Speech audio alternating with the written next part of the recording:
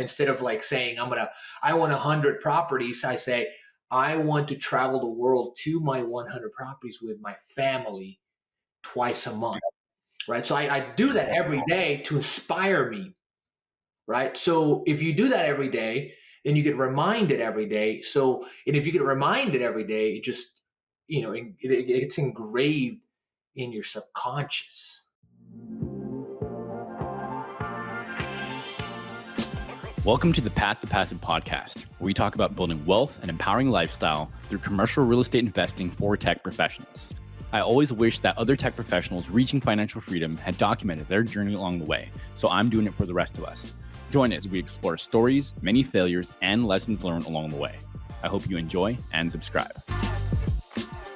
Welcome to the episode of Path to Passive. This is Real Estate Investing for Tech Professionals. I'm Steven Arita. I am your host, and I am super excited to have this guest today. We are a part of one of the same masterminds, and I got to see his posts in some of our Slack channels and see him talk about his wins, always showing tips and tricks and productivity. And he'd like you to believe that he isn't tech or tech savvy, but I know it when I see it. So this guest is very upbeat. He's always there to make genuine connections to others. I've been fortunate enough to chat with him as well. I'm super excited to get in today with him.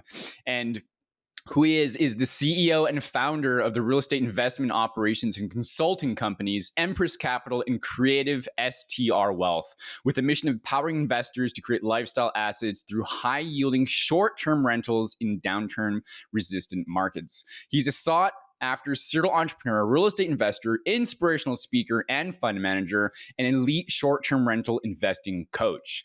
He's led top-tier real estate masterminds, syndications, and operates properties nationwide, leveraging over 5 years of experience in real estate investing. He and his team create world-class vacation rental properties that offer a perfect blend of lifestyle, cash flow, and wealth creation for both passive and active investors. There are many achievements, countless names, especially in those channels like I was talking about, but just a few of them to highlight here are launching over 85 short-term rentals for himself and clients, over 100 real estate transactions since 2018, over 9 million assets under management in his family's personal portfolio, and has featured over 50 plus real estate publications, podcasts, masterminds, and interviews. Please help me welcome my next guest, George Salas. George, thanks so much for being here. I'm super stoked and pumped to have you here on this episode. Brother, you just gave me the best intro I've ever had. Thank you. Thank you. Appreciate you taking it. Dude, you're welcome. And thanks for man. Here, man. Yeah, I'm just highlighting you. Like I said, I saw you get into our Raise Masters group and saw you just instantly wanting to talk about not only what you and your team are up to, but really stay it from a place of service. It was super cool to see you at the retreat where I met you, etc. But I'd love for others to get to know you as well and connect with you. So, just tell us a little bit about you, how you got here today, and how you fell in love and got into real estate. I love it, brother. Thank you. Thank you very much. Again, man. Just to start off, I come from absolutely nothing, right?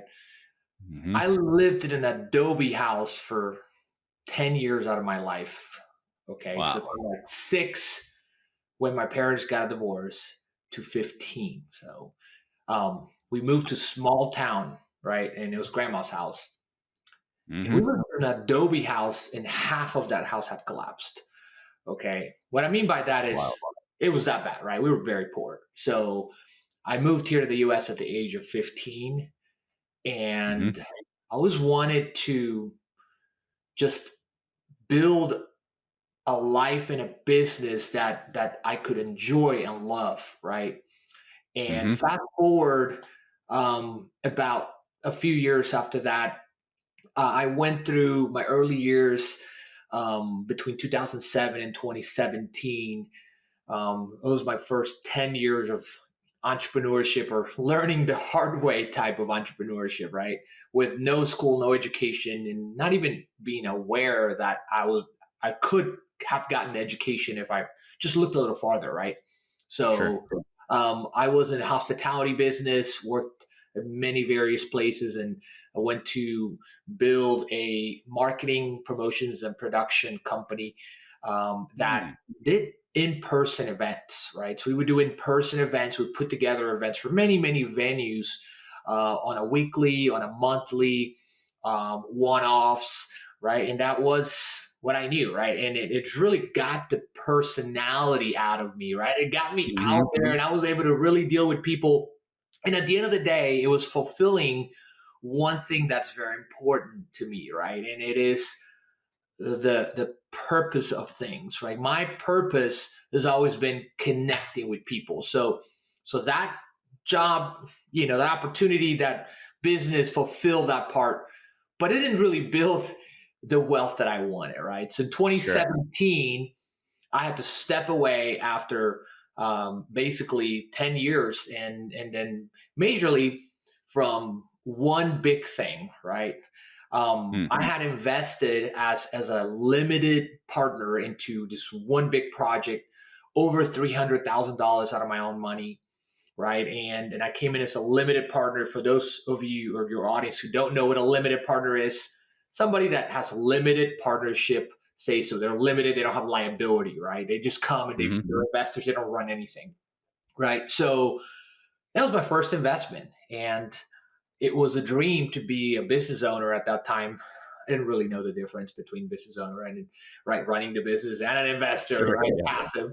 But I was leave it for me, right? I thought I You're was. in it.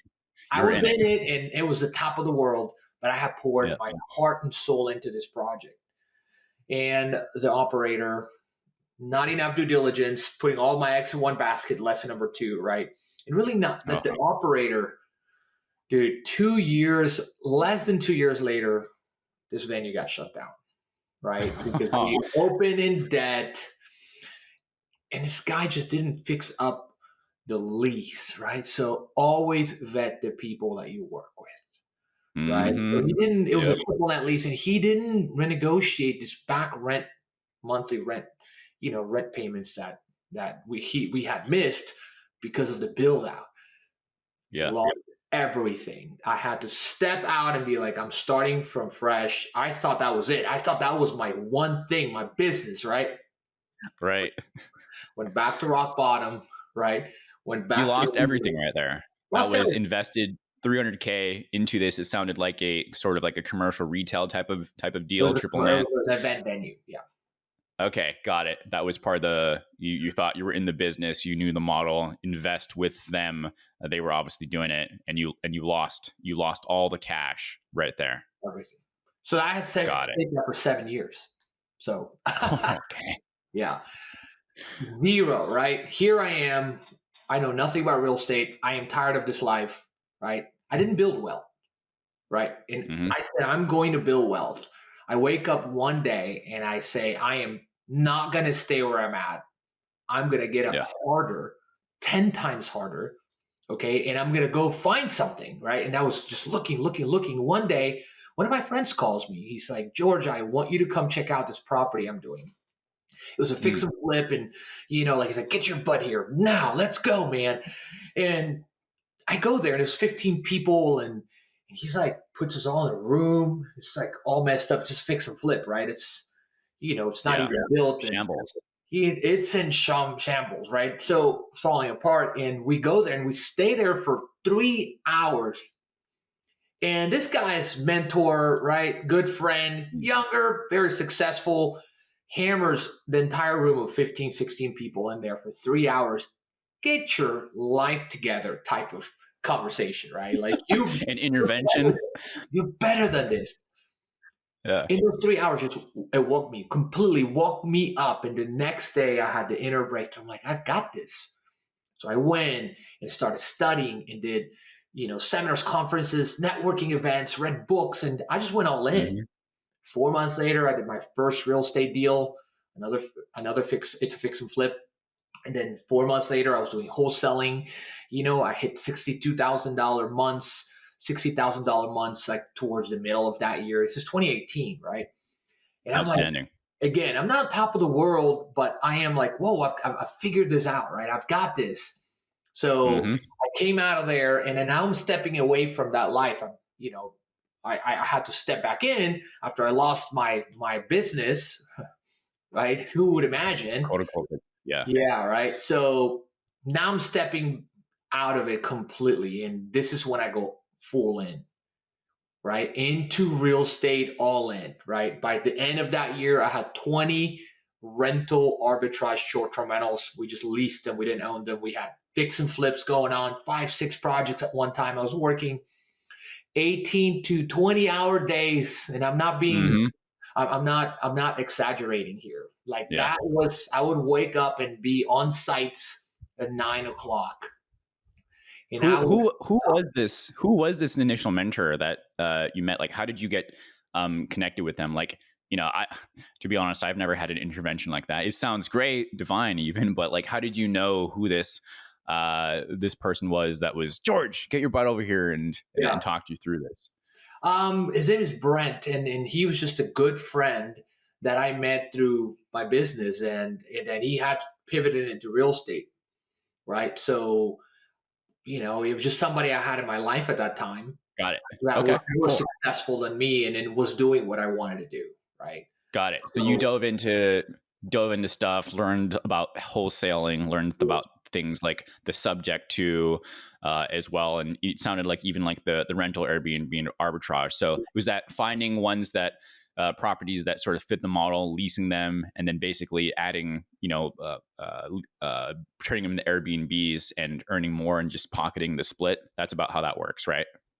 yeah, that's exactly how that works. And at the time, I was just finding any properties that I could get my hands on, because I was taking Mm-hmm. wholesaling cash, turning it into rental real estate that we didn't really own, right? So Yep. that for me created a satisfactory amount of cash flow that would allow me to pay the bills instead of having to wait for these fix and flips, right? Every 2, 3 months, unstable is not very stable, right? When you're waiting on 2 deals to close, right? For And I was sure. depending on that the first 6 months, 7 months, right? Then I sort of had all three things: wholesale deals, fix and flips that take a longer time than a wholesale deal, right? And rental Yep. arbitrage real estate.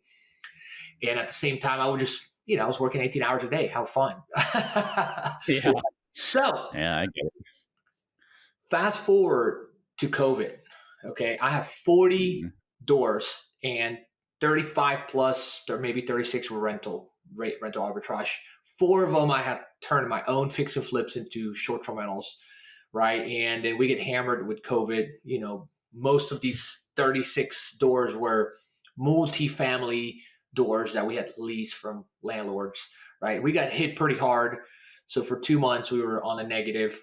Okay. And everything was within 2 mile radius, within a 2 mile Okay. radius of downtown, right? So everything was ghost town. The cities were closed, Got it. and we didn't go out of business, right? We essentially maintained afterwards and recovered. But I made a decision, right?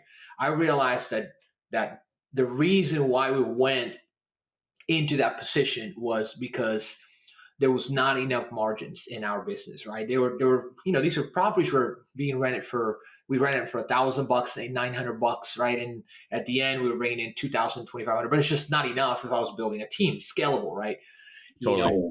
So we pivoted to doing only houses. Fast forward to 2021, we only had houses, right? We still had a lot of doors. At one point we had 55. So we operated 55 doors, but we've now, basically realign our portfolio. We only have 18 doors. They're all houses. They're all high performing, Got it. higher end. We've converted some into notes, right? And specifically short-term vacation rentals that are very, very, I'll call them mid luxury. Okay. So Yeah. they're high So you perform. niched. So you niched down. It sounded like those doors were a part of other multifamily units. Yeah. So They you were were managing all over. doors that. Yeah. They were all over the Got place. it. There Okay. were So apartments. There were like condos. We had 3 bedrooms. We had 4 bed. So we niched to what we believe was going to be the best type of asset on the long term, right? And with the today higher that's mark. it. Higher margins, higher end, Mm-hmm. right? It's not as easier of an entry. Anybody could turn an apartment, right, into an Airbnb. You just Yep. put furniture in and list it on Airbnb. For right? And sure. not everybody can Hmm. buy a $500,000 house, put in $50,000, make it beautiful, add a hot tub, add all these cool things, operate it, price it correctly, and generate $150,000 like we do now. That's A not easy. lot more strategy goes involved. Absolutely. Way more. So that's Yeah. what we do now, right? And we've expanded into building a private equity fund. We do syndications, right? I mean, we've been in the mastermind world, right? We've coached hundreds of students, right? Specifically 60 consulted students, right? But Hmm. we, in a sense, to just kind of cap it all, like finish it all off, it's completely different life, Stephen, right? Completely different, right? Our network is way better than ever. Like I get to hang out, man, people like yourself and our mastermind group. I mean, we're gonna be in Hmm. Phoenix next week with 1,000 other capital raisers, fund managers, right? That's Yep. the type of thing that I love. And we own all of our properties today, right? And we're raising $10 million for this big asset. You and I were having an offline conversation, right? We're doing bigger things, right? Hmm. So that's it, Yeah. man. As someone that yeah, I love how you're always pushing the envelope and stuff, and we'll talk about that here shortly. Around the personal development stuff, and how you continue to seek out new resources to expand your vision. Not only the person that you just talked to, you can share whatever you want on that, on what's blowing your mind, but the different books and resources you talk about. But not everyone knows. And I certainly didn't know, a couple years ago where I learned about syndications and, really starting to think, oh, okay, there's syndications, but then there's also funds. Talk a little bit about how this is part strategy, but also part vision. Like, Yeah. how did your vision continue to expand? How did you keep on learning these new strategies of, you started from doing wholesaling and, some subject to all those other types of single family stuff to, bigger strategies to scale like syndication and even funds. Talk about how you learned about syndications and how you learned about funds and maybe how those have continued to walk you through your investing journey. I love it. Great question, man. So when you start to do real estate, for example, right? And then you're a newbie, you really don't know what you're doing. And other than that, you don't know what asset class is really for you. So I had to figure out and then to go try Hmm. different asset classes, right? With having absolutely no money when I started, right? And that's why I tried all these different things like wholesaling, fix and flipping, and it did what it did. But the reason why I niched down, right, was number one, because I needed the cash flow, right? And number two, because I like more stable growth, right? And stable Hmm. assets and higher margins, right? And to me, we went into that journey and tweaked it until we perfected it, right? And now, seasoned operators, 6 years, right? Now we were like, okay, how are we going to scale this thing, right? So Right. last year alone, my wife and I bought eight eight sub two properties and two syndicated deals, so 10 deals together, right? And we'll go into more sub two. It's, basically when you buy a property subject to the mortgage and credit finance is super Yeah, I hard. want you to emphasize that, quickly in the future. Yeah, yeah, absolutely. So, I mean, point being made here, right? We were figuring out how we scale our business now that we figured out what really worked, right? And we were just repeating it, right? We're repeating it by ourselves, and now we figured out like how do we scale that because now we figured out how to, how to repeat the success that we've had in single deals, and then Yep. we want to take it to a bigger model. So in 2023, at the beginning of 2023, I started building out learning about funds and syndications. And I ran into that through a webinar. I'm sure you did too, right? Through a Hmm. capital raising webinar because we needed more capital to scale. Like, how are we going to buy these properties? Okay, we'll raise capital. And you start looking for capital raising books and items, and then all of a sudden ads pop up. You know that, right? And then I ran into our mentor, right? Yep. With Yep. a guy to watch his webinar, and I was like, I'm sold. Like, I've got to do this, and that's what really took me into the whole deep world of fund syndications and raising capital, right? Yep. So, and then from there, I'm a go big or go home, or wait, no, I'm a go big or go bigger type of guy. So I went There you go. zero experience in creating fund syndications, raise some capital, right? to Mm-hmm. a $10 million fund. That's a big stepping stone. So that it took me 9 months to put it all together, right? Mm-hmm. And I mean, today we just launched and we're dealing with $5 million clients, aka partners, right? Yep. $1 million to $5 million conversations every day.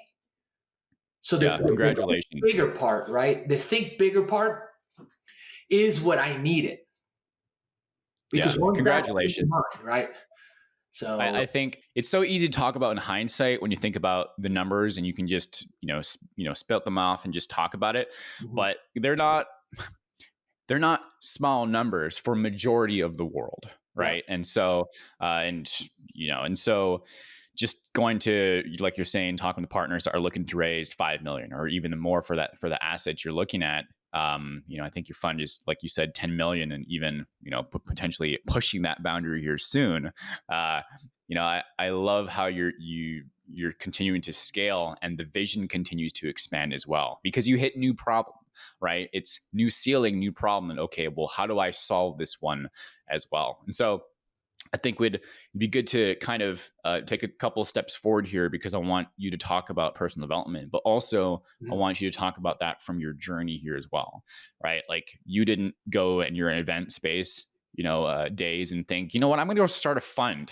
It's like that wasn't the original vision. It's, I need to solve this next step, and the stairway sort of was there and kind of formed in front of you. So what do you do to keep your mind active and keep your personal development going, so that not only are you continuing to expand your awareness on just how to be better, but when you hit challenges, what's kind of your process to yeah, get through those challenges?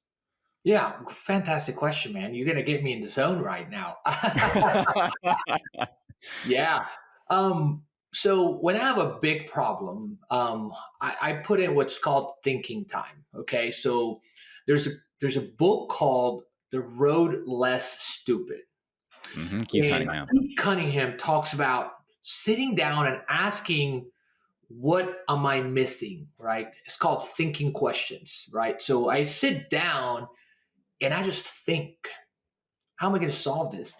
And then I start thinking of who, which is the book that you have right behind you, who, not how can I solve this problem? Who's the person that I can come and give value to, that can get what I need, that has what I need, right?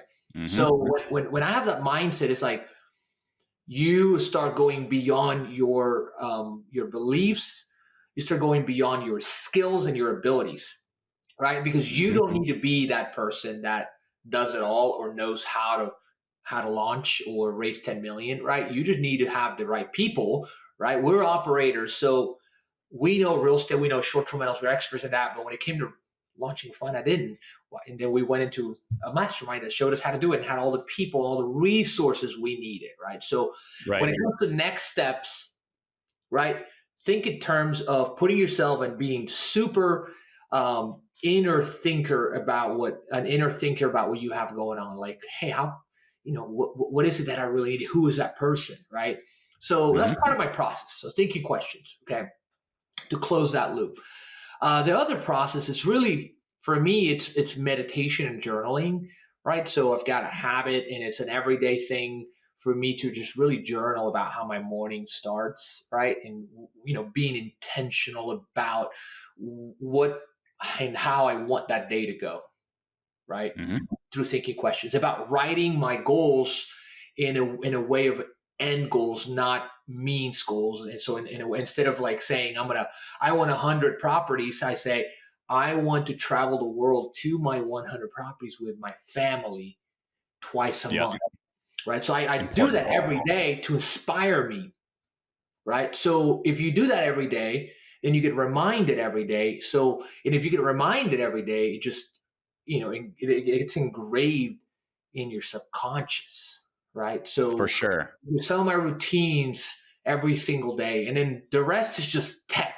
I use technology to remind me to do all these things, right? To keep me in Yeah. track. Yeah. Yeah. And you're an avid learner. We've talked about some of the audiobooks that you're always listening to as well.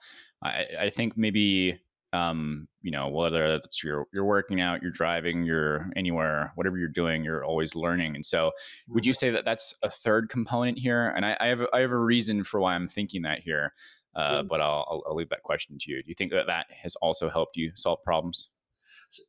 Absolutely. So the components that I'm talking about, I've mentioned number two. I mentioned two already, right? So it's number one. It's process and Hmm. purpose. Number three is learning and growth, right? So what we've talked about process, improving your process every day, tweaking with systems and tech and follow ups, right? Purpose Hmm. is why, right? Why Yeah. and what do we do and why? So most people always get stuck with the how, but if you really think about the what and the why, you get farther. The third Yeah. component is that pushes all of that, which should really be number one, is learning Hmm. growth. Period. So I was gonna. I'm glad you made that call out because one of the things I was gonna ask you about is exactly that. How is your Was that a paradigm shift and a mental shift for you as well? From the I'll call it the intervention that you had with Brent back then. Was it were you focused on means goals versus ends goals there? Or did you have just the first end goal of cash flow versus financial independence, and did that sort of expand over time with more ends goals as Yeah. well? The first 4, 5 years, maybe, right? I've been in real estate for 6. So the first four, I would say, years were always about means goals. How do I get to X properties? How do I get to this? The following 2 years, I mean, I just got married 2 years ago, right? So that creates a bigger end for me. I have an 18-month-old. That's bigger end, right? So now it's like, Congratulations. Yeah. thank you. As far as thinking, you start thinking about those things once you start filling your life with the goodness of family and love, right? So Hmm. for me, it was always about the end goal at first, which I'm not. Everybody has end goals, right? And I'm sorry, means goals, right? And then the difference is literally, let me tell you exactly how I look at it. If you can say so that it's a means goal. If you could Right. say like you can't say anything else, it's an end goal. Let me give you an example of that. I want to own, or I want to make $10,000 in cash flow so that I can travel the world with my family. See? Right. So Yeah. an end goal is $10,000 in cash flow, right? But a means goal, I'm sorry, I keep reversing it. A means goal is $10,000 in cash flow, but an end goal is what you truly want in terms of feelings and desires inside you. So if your mind focuses on that, this comes because you're always thinking about it and you start figuring out the process. Our human brain is so powerful that it can figure Hmm. things out by itself, Sure. right? I mean, you're always asking questions consciously or unconsciously, hopefully more consciously too. Right. Yeah. And if you can Yeah. if you can control your subconscious, right, then you can control a lot more because 95% of the decisions we make every day are subconsciously. Automatic. So um where were some of the points where you went from more means goals to ends goals? Because you were talking about initially your profit and Yeah. top line revenue and whatever. How did George go from what, maybe there's something more here, Yeah. maybe I should be focused on traveling the world with my family versus how am I going to make it rain this month?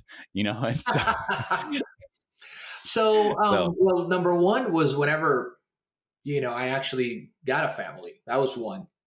Number two, mhm. I just started truly understanding through learning and growth through books, right? The concept that we're talking about goes very deep into, like the Mind Valley, Vishen Lakiani, Mind Valley type of Mhm. language, the Tony Sure. Robbins type of language. I mean, he breaks it down with different names too, right? When I Yeah. truly start getting in very in depth personal development, then the inside grows, right? And that's when you Mhm. start transitioning. And it's a little by little. Everybody up till today, I still get stuck with like, oh, I need to, it's a means thing, right? So with a lot of things, Yeah. right? So, and you could go through the process of redoing and converting what your goals are. And I mean, I'm going through it right now, right? I'm converting, Mhm. right? And so, for example, one of my biggest end goals in the next year or two is to write a best-selling New York Times best-selling book. 5 times is my total end goal, right? So a best-selling New York Times best-selling book. So like I'm searching that. It's a calling, right? Mhm. So and it goes like that. You just start switching it a little by little. The more you grow spiritually and internally, brother, Mhm. that's how you start thinking differently. So let's take that. Let's as you say, walk the dog, or go through the rest of that. You want to write a 5 times best selling book, so that what?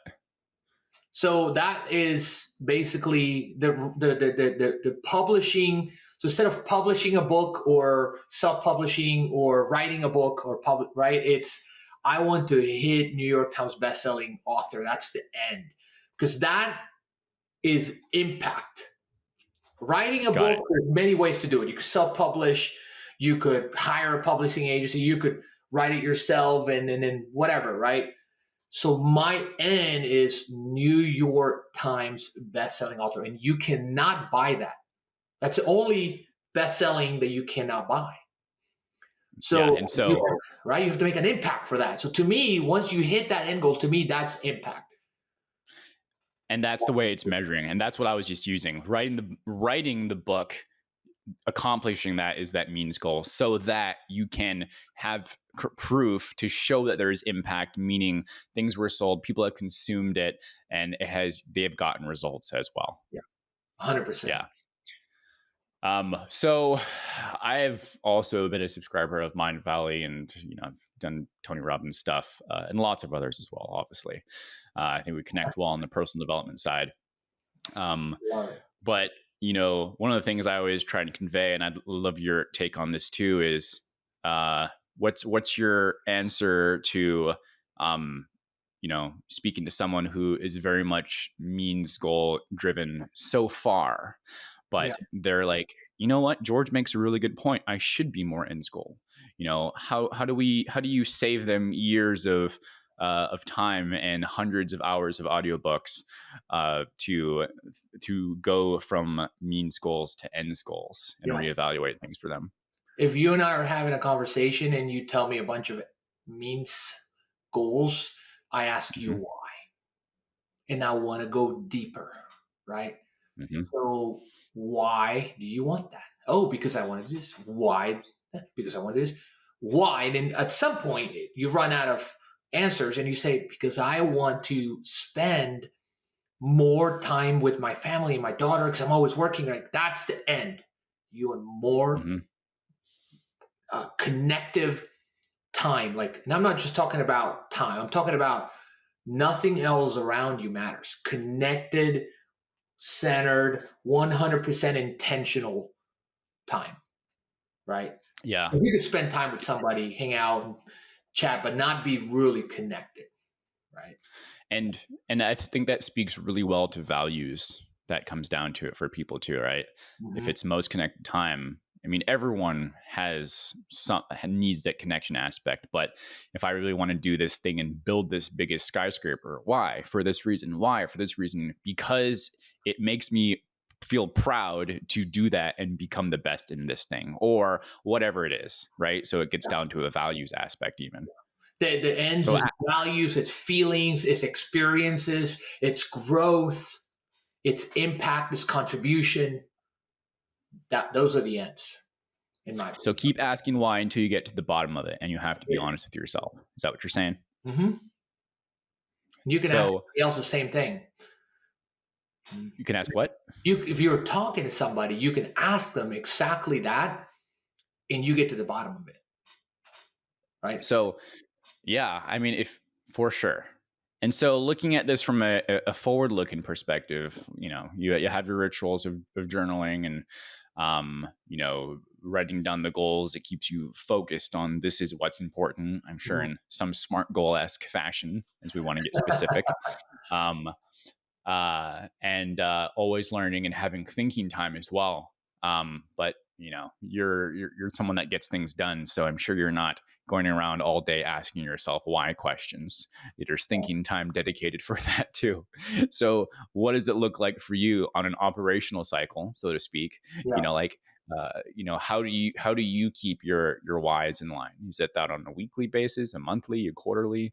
What does that look like for you? Yeah. When it comes to business, we run everything on a 90-day cycle, right? Hmm. So it's 12-week years, right? When it comes to personal, I run it on routines and time blocks, right? Which are both integrated, right? And personal and business are both integrated, right? And then you break that down from, 12 weeks to weekly, right? What are you going to achieve weekly, right? And Yeah. then at a weekly level, there are Friday finishers, right? By Friday at 5 p.m., you've got to get this, and that done, right? So my goal today was to create a strategic partnership, right? And I believe that we are 70% there with today's conversation that we were discussing offline, right? Congratulations. Yeah, Yeah. thank you.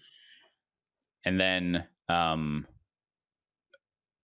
keeping a higher, continuing to build the vision, because again, you didn't know syndications and funds right away. So uh, maybe it's a bit more conscious now as you become more strategic from just an operator and become more of an owner, right? Having to I don't want to, it's basically going out there to sell the vision of, look, we can get you these results to others. So that's more of an ownership perspective. But how do Mhm. you keep growing your vision as well? The mind shift is the biggest impact maker for that, right? And in order to do that, I associate with people that are thinking 10 times higher than I am, right? And then you could get that through different visionary books, because in books you could also find the left brain books, right? I love the Hmm. visionary books and they make the biggest impact. A full book will make a much bigger impact to me than, right brain book than a left brain book, because then I get stuck, right, with the little things, and I'm not great at little things, but I only systems get me there, right? So in order for Hmm. me to create a bigger vision and think bigger, I read thinking big books in a sense, Yeah. right? And associate So with big thinkers. got it. So of course, peer group. It's always one. Packages of information, which is how I think of books itself, and then left brain being the more nuts and bolts and logical type of things. The how would you describe the right brain activities? Yeah, more totally on the end, on the why, high level, right? Not so detailed. Hmm. Strategy, right? Not so Hmm. tactical, right? And long term, not so short term. Got it. Yeah. Yeah, we hear that a lot. Left brain, right brain. I still talk to folks who are like, "What?" And so it's just something I wanted to call out. So I'm sort of curious. How do you, whether it's the book behind me and Dan Sullivan with the unique ability thing, or mind of genius versus um, mind of excellence, whatever it is from other frameworks. What do you consider your unique ability to be? I like that question. So, I mean, sometimes I wonder around a few, right? So, one of my unique abilities is being able to take these regular short-term rental houses into beautiful experiences, turning them, right? So I can do that through many ways, right? So another one, and on the investing side, right? Let me go back to the short-term rental side. So when it comes to investing, there's essentially in our process there are 5 steps. One of my unique abilities is being able to take all of our investments to the same 5 steps, right? And make them successful, right? At a very high Hmm. level. My other one is connecting with people, because that's part of my purpose. A connection is like a big thing for me, and it's always, it's always shown in those great and in the tough times of my life, that when I connected with people, just everything just gets better, right? So life or Yep. business. So putting together complex things, complex ideas, and turning them into, a much, what sort of my way to bring Simplify them. value to things, much more simplified, step by step, right? Methods or systems is also my third unique ability, right? So connecting with people, building relationships, right? The investing side and creating profitable assets, right? And Mm-hmm. the other two. Mm-hmm. Yeah. Yeah. And I think as an owner, you have to be able to communicate that vision well and still understand systems and processes to the degree needed, and then partner with other people like you were talking about. Who can I execute? think, Yeah. yeah, yeah. I think one of the things, and I love to highlight that because I know one of the things, maybe it was just a me thing, but maybe so I'll out Sure. myself. It's cool. No problem. Is that, uh, there were I was very competition focused. He's like, do well, be the best, and this that kind of stuff for a long time. But realizing that, as cliche and corny as it sounds, everyone's better than you at something else, and that's a good thing because then you can partner with them, right? Mhm. And has your seems like your hospitality experience has sort of allowed you to lean into that, which has also made you a better connector with people too. Is that fair to say? Yeah, 100%, brother. And everything is based on the connection, right? Learning at the beginning, in anybody's journey, if they could put the dots together, you go back and really think of like what made you step onto that next level, right? So for me, it was being in the hospitality industry, service industry is also hospitality, right? For many years, it allowed Mm, me to come out of my shell and build relationships.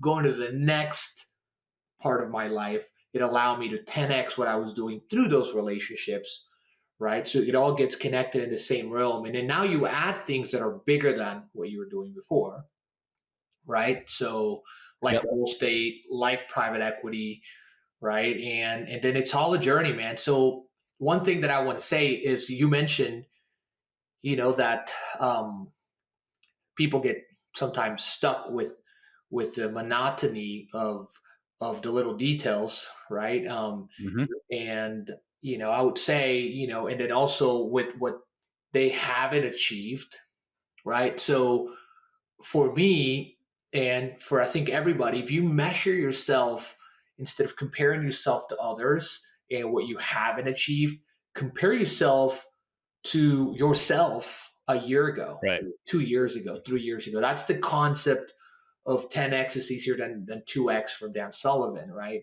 And the So gap in the gain, gap in the game, 100%. I devoured those books, right? And that was the for sure. mind shifting. That was one of my biggest mind shifts of 2023. The three combination of those three together. I'm sure yours too, right? Yes. Yeah. Yes. Those are So those are good ones.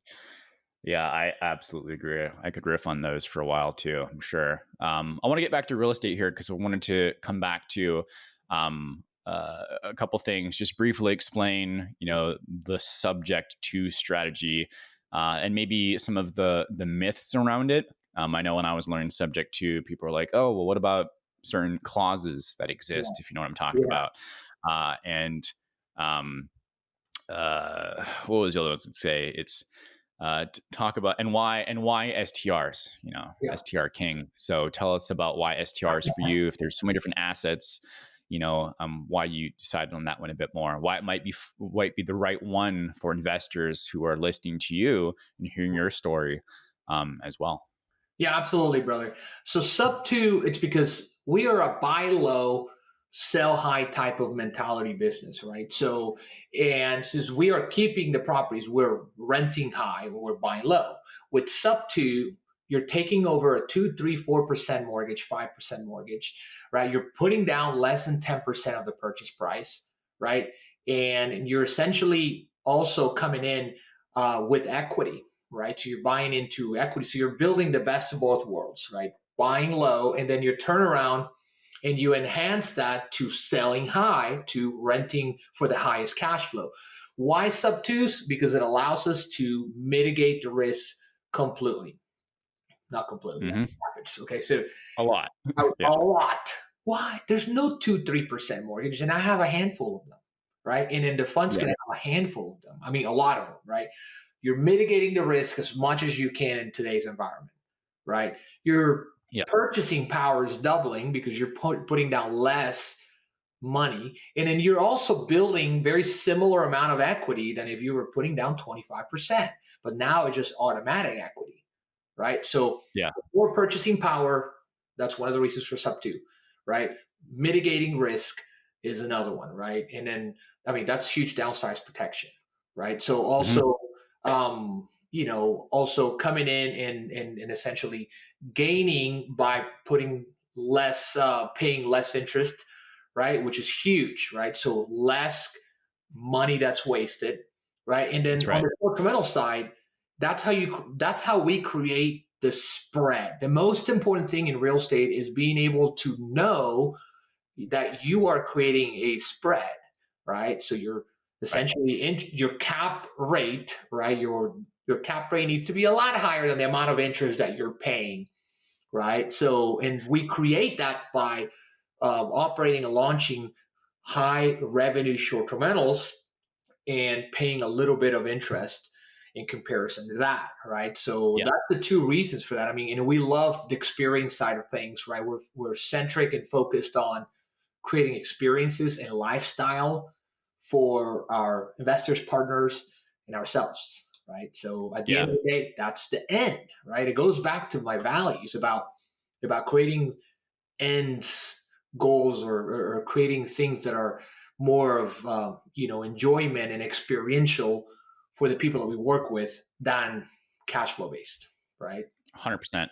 A couple things I just wanted to make sure the listener heard on those two that were sort of subtleties is that going to sub two, it's subject to the existing mortgage, meaning that it's someone else who took out that loan originally, and you're working with the quote unquote homeowner, the seller of that house, and taking over that existing mortgage. So the loan doesn't go in your name, right, George? It stays with that seller. And because these mortgages were taken out years ago when rates were much lower, that 2 or 3%, like you were talking about, Mm-hmm. you as George and your team never take over those loans. You just take over the making sure that you're the ones that are now paying them. And the way you pay them is by making these beautiful experiences with the STRs, short-term rentals, Airbnbs, and those style of things, so that you have, these loans that have been paid down for 10, 15, whatever amount of years, and having much higher, getting really good priced short-term rentals, and that spread you're referring to is the cash flow. So the power is that you can go and quote unquote purchase homes without ever having to qualify your own mortgage, and I think Correct. that's super awesome. Yep. So And there's thanks hundreds for of them, right? yes. You just Yeah. got to know how to underwrite them and really make sure that the numbers work out, right? Yeah. Yeah, I want to I want the last time we were talking, I really liked your exit strategy here. At least this is what we were talking about last time around, where you're getting these different STRs and you're putting them into a fund, and then you're doing something else. I Talk to me about what, as much as you want to share of what the exit plan looks like for the years to come with this type of fund, because I think I think my listeners would really love to hear what your vision is there too. I love it. Thank you, brother, for asking that. So essentially, we're building a portfolio of sub two short term rental properties, and we are creating stability in the portfolio. We're designing it with that in mind, right? Our intention and goal is to sell the entire portfolio of Fund One and Two, right, 10 and Hmm. 35 million, to an institutional buyer, right? And right now, there are institutions that are looking for stabilized portfolios, right? And in the way we're going to stabilize the portfolio at our best ability, it's essentially with the tweaking of the net operating income. We're going to bring in this revenue. We're going to buy in stable growth markets, so values are Hmm. not crazy, right? Stable Yep. growth. markets which are recession resistant. And then we're going to take these revenues, right? And obviously convert them into cash flows, pay out the net profits to our investors over 5 years, and then work on selling the portfolios between years 5 to 7, right? And as a full portfolio cap rate based sell, like revenue based sell. That's what that means, right? Yeah. So that's the big vision. And then take that and do it all over again. That's the plan. Outstanding.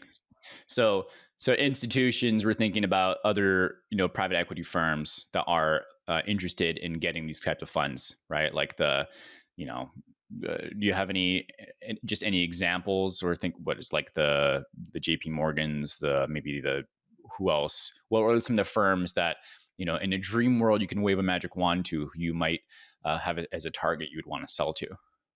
Yeah, well, the big firms that are, public, that buy, these are institutional buyers, public or private or whatever, right? That Yep. buy portfolios is what I'm referring to, right? So it could be Mm-hmm.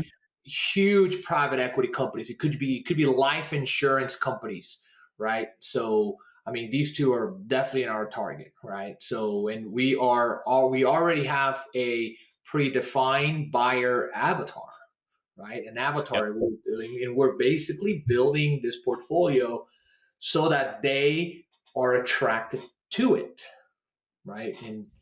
Yep. And you know, essentially by tweaking certain metrics inside our business, we can design a portfolio they're going to like. Outstanding. Yeah, I think I just wanted to come full circle on that, just because the model being that you work with investors to also go buy some of these STRs. There's, even though you're taking the existing mortgage, there's still some funds that are needed to still take care of some of the uh, operational business overhead to make those things happen. And then those investors will be getting money back as well, income. But these properties go and get ownership, go into the fund, right? Mm-hmm. And then from there, that fund is what gets sold to some of these institutional players. Just clarifying for whoever is listening and doesn't know the model. So I think that's super cool. Tell me about, if someone's like, the love the model STRs, the subject to game sounds really cool. I'd love to learn more about it. What are the type of investors that you like to work with that are ideal for your companies? Yeah, to work with? absolutely. Great question again, man. So we like to work with higher net worth accredited investors, right? So somebody that makes $200,000 as a single, or $300,000 as a married couple, or has a net worth of $1 million as of today, right? Beginning of 2024. Those are the metrics, and that might change, right? So you never know. Yep. I've heard about some bills that they're trying to pass, but that's essentially our target client, right? And we would deliver these investors, the cash flow that we promise based on our acquisition and exit and the whole business strategy that we just discussed, right? So Awesome. Cool. And I think you have a number of different courses and that kind of stuff as well. I'm sure you have other information out there for people to learn about more from your model and your team as well, right? yeah, I mean, we have a consulting program, and I mean, it is not very much out there. We don't market. It's more to referral system, right? Okay. We work with a very few selected people, right? We don't take a ton of clients a year, right? So, and I mean, yeah, that's it. Courses out there, I mean, they're only for the people in our community. That's it, right? So we're not Awesome. out there selling courses in the internet or anything like that. Yeah. Perfect. Got it. Good. I mean, I like that it's one thing to go have it on your own, but it's another to be in the ecosystem and have people to talk to. Accountability obviously is a huge component of that too, as far as learning that, or just like you were talking about, those that want to invest as well. So, anything else that you wanted to mention, want to talk about, you want to highlight? Yeah, absolutely. That side of the business for us is more about the relationship, right? So through a somebody that we work with and that we're teaching consulting on something, we're building a relationship and we're teaching them the model, right? Whether they want to do that actively or then partner later, right? That's the reason why that's on the front end of our business model, right? So, and that at the end of the day, a lot of our investors and consulting clients end up partnering with us. Now, our goal Mm-hmm. is long-term partnerships, right? More than anything. So, but I mean, and to close off, I mean, thank you for having me, brother. Appreciate Yeah. you, for just inviting me here, man. And it's been a pleasure hanging out with you. Likewise, I super appreciate you and being in the group and learning from you, and I hope to continue to grow this. So thanks, George. Appreciate you being here. Thank you. Thanks for joining us on another episode of Path to Passive. We love connecting with our listeners and those on the path to architecting their wealth and improving their lives. Feel free to let us know what topics you'd like to see in future episodes. Get in touch with us through email or Instagram. See you next week for a new episode.